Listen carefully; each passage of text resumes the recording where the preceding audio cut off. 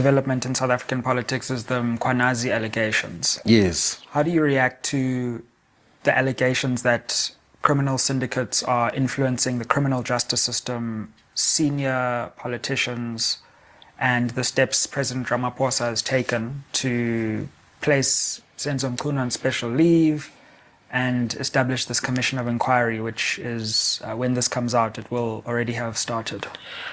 It looks like almost always the criminal syndicates have always had access and comfortable access to the senior leadership of the South African police services and in collaboration with the political leadership. So whoever has occupied the position of ministry or minister of police have had some relations with the criminal syndicate. Have you seen that yourself before? And I know that. So there is some false belief, by the way, that to fight crime, particularly at syndicate level, you must be within those people. So they form relations with the criminal syndicate. They actually even form part of demarcating the spheres of crime, like where they say that for drug distribution, this area is for this group. For cash in transit height, this is the area for this group. And the police know that this is this gang is going to operate in this district, and then the only thing that they do is to monitor that they don't cross over the boundaries and demarcation that they have set for. So the state has always been part of the criminal syndicates in terms of they somehow believe that that is how they fight crime. I got to know, like, some of the things are very sensitive, so a little bit not even talk about that. Yeah, like, feel free, no. It's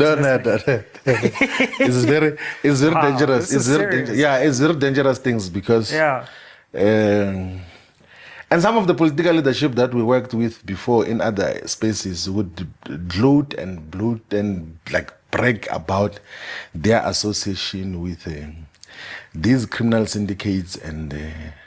So there are so many things that happen, and they openly speak about what happens, like that. Wow! So this kind. And then the issue of discussion is some of these people must not cross the boundaries, particularly for CIT heist. That no, if you are designated N1 this direction, like if you cross to the N3, now you have crossed the boundaries, and then the system will punish you for having done that. And the state gets involved in all of those shenanigans. I appreciate the courage of Lieutenant General Mkhwanazi. He's a very principled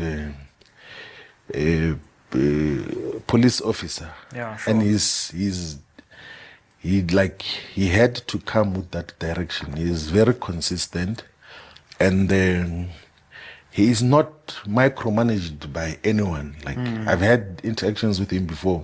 Is it? Because I was in KwaZulu-Natal, so do you know? Sure.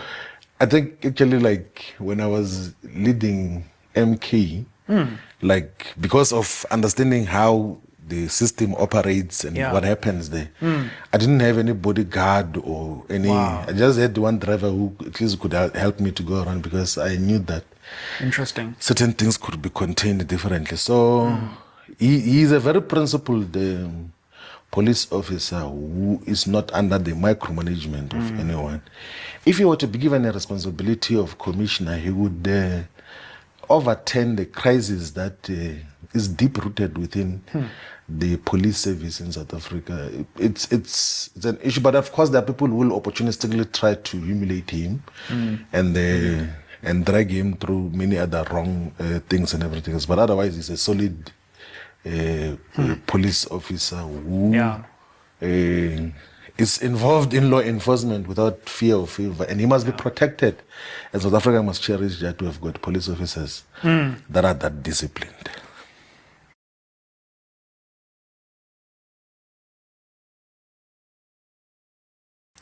Let's come on to Maibuye. Yes. Because I was interested to see that after your consultations, you haven't necessarily just started a political party, as has been reported, but this is a movement which includes a political party, but extends beyond that. Talk us through what Africa Maibuye movement actually is in its entirety? Oh yes, yeah, no, thanks. So do you know when? I think just in context is that when the leadership of Mkhwanazi said that I must go to Parliament. Yeah. So I first was like, I had misgivings about going to Parliament because I possibly have done everything in Parliament. I represented Parliament in the Pan-African Parliament, in the Interparliamentary Union, chaired global sessions on behalf of South Africa,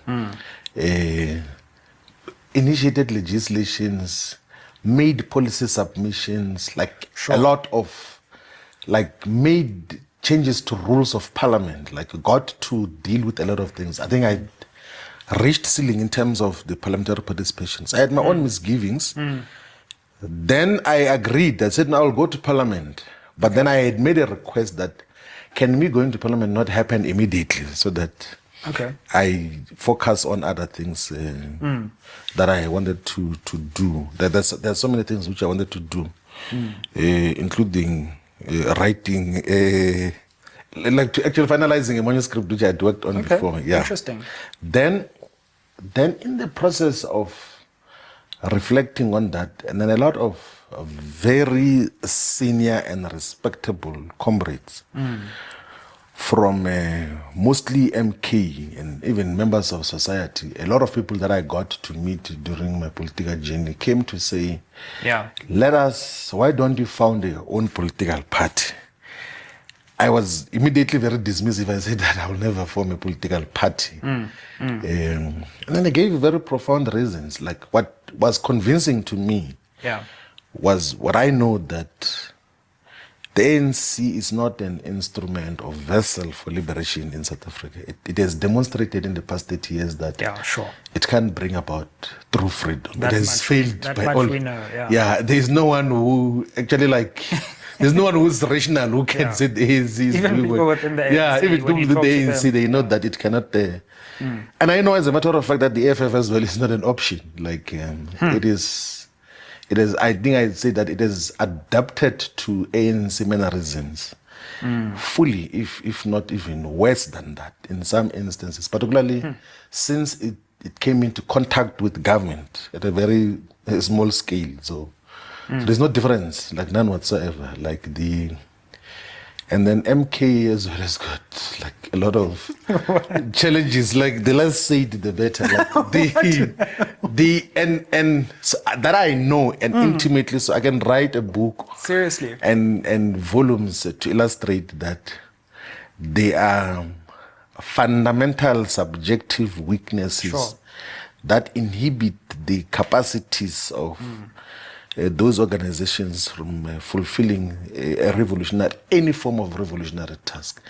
So that I agreed with, but I was not agreeing on forming a political party. Yeah, sure. And then proposed that let's perhaps go and listen to the people to hear what are the options, or whether we need a political party, and what should be its values, and what should make it different if it's there,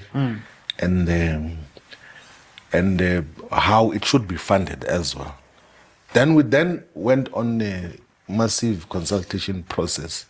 Yeah. And objectively and genuinely, like I think qualitatively I became a far much more different person from before and after the consultation process. Really? Yes. Like the inputs and the manner in which people would shape these highly skilled and highly knowledgeable people in society, who give guidance, and in villages and in different sectors. How many places did you actually go in the whole consultation? Because every time I looked at social media, you're in some different. No, yeah, we went to so many places. So we started with professionals here in this venue of Mulu, and then we went to my home village. Actually, got a lot of wise counsel as well from the church, from the village elders. Sure.